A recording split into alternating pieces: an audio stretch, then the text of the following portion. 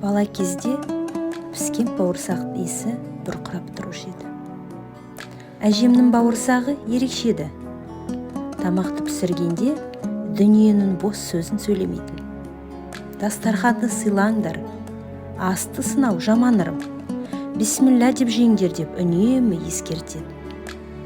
Иә, аспаздың ішкі энергетикасы тағамның нәрі екен.